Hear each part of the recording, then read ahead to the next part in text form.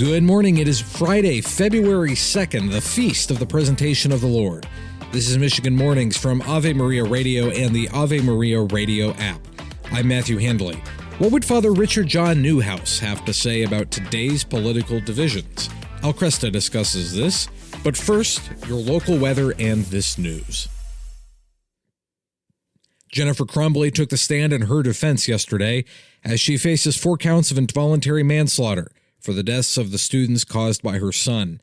She was asked by her defense attorney Shannon Smith if her son had ever asked for mental health counseling. There's a couple of times where Ethan had expressed anxiety over taking tests, but not to a level where I felt he needed to go see a psychiatrist or a mental health professional right away, no. She also said she would have rather her son killed her and her husband instead of the others. An engineering firm contracted by the city of Flint has reached an agreement in a class action lawsuit that will pay plaintiffs $25 million. Veolia North America had recommended to city officials to use corrosion control to prevent lead from getting into the water when the city switched to water from the Flint River. However, plaintiffs said the company failed to warn of corroding water pipes, which they claim extended the contamination. Veolia did not admit to any wrongdoing and said the blame for the water crisis should be directed at government officials.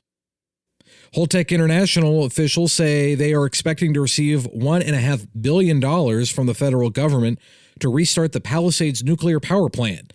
Spokesman Nick Culp says they are expecting the approval of the loan within the next month and to get the plant back online by the end of the year. The restart of Palisades is historic. It's transformative. It's all the more important as Michigan looks to move off of fossil fuels. The current state budget also has $150 million to help restart Palisades, which would become the first nuclear plant ever restarted in the United States after it was shut down in May 2022 to be decommissioned. Beyond Nuclear activist Kevin Camp says the plant needs to stay closed and there are other better options for power production.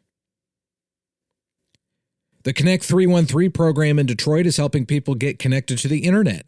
Director Victoria Katansky says a typical household in Detroit earns less than $40,000 a year, and that means many cannot afford internet service at full price. When you have that kind of income, it's a critical decision. Do I pay for my groceries or the internet? People have until next Wednesday to get signed up for it and will receive at least $30 off their bill, along with $100 towards a computer or an Apple iPad. The mayor of Saginaw said during her State of the City address yesterday that the best days are ahead for the city. And remain confident that the best days are ahead of us. That doesn't mean we won't have challenges, y'all. She highlighted the fact that dozens have taken advantage of the American Rescue Plan to replace furnaces and roofs and expressed excitement at the city hosting the Memorial Cup. She said the Ontario Hockey League tournament will bring plenty of tourists to the city and generate income for local businesses. And the National Weather Service says the Metro Detroit area set a record for precipitation in January. Data shows over 5 inches were reported, doubling the average amount for precipitation for the month. This year's total surpassed the previous record set back in 1932. Forecasters also say January was warmer than usual with an average temperature of 27.5 degrees. You're listening to Michigan Mornings from Ave Maria Radio and the Ave Maria Radio app. Stay tuned. Your local weather is coming up next. Now this. The Baltimore Catechism in 30 seconds. Imprimatur 1885. 32. Who created heaven and earth and all things? God created heaven and earth and all things. How did God create heaven and earth? God created heaven and earth from nothing by His word only, that is, by a single act of His all-powerful will. From CatholicBroadcasting.com.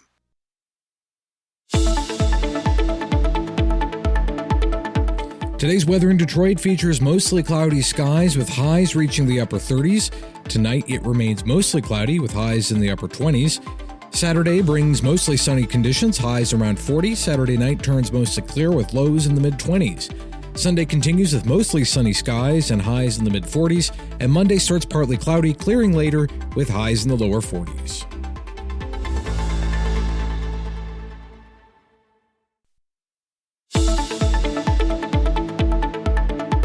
And Anticipate cooler conditions today in the Saginaw Valley with cloudy skies and highs in the mid-30s. Tonight remains mostly cloudy with lows dipping to the mid-20s. Saturday brings a shift to mostly sunny weather with highs around 40, and Saturday night turns mostly clear with lows in the mid-20s. Sunday continues with mostly sunny skies and mid-40s for highs, and expect partly cloudy conditions on Monday with highs hovering around 40.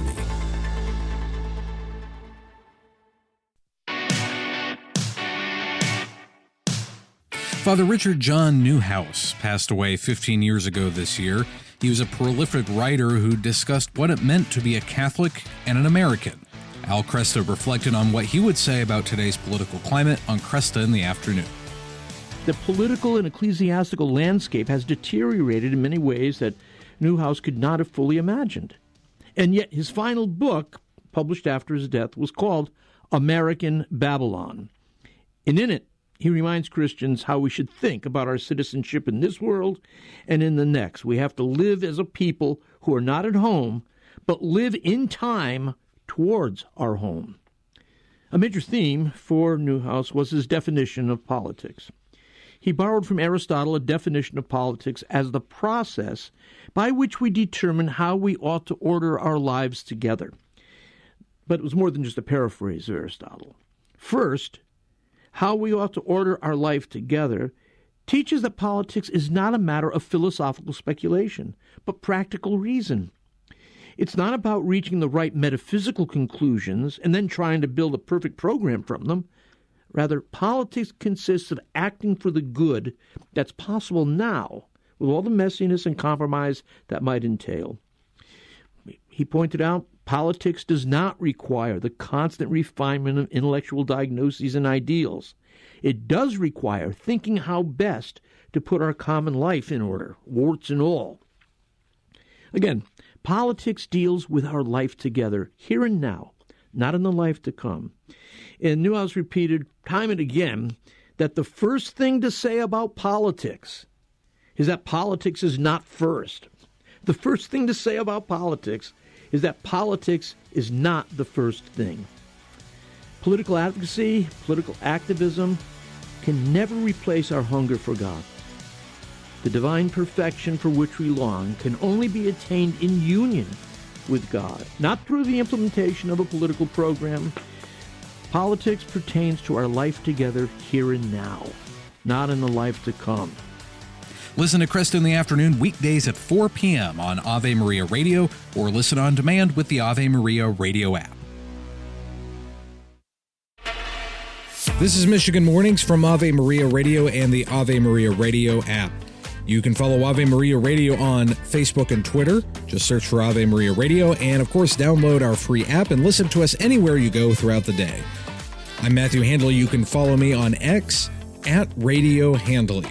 That does it for this edition of Michigan Mornings. Lord willing, I'll be back on Monday. Until then, goodbye.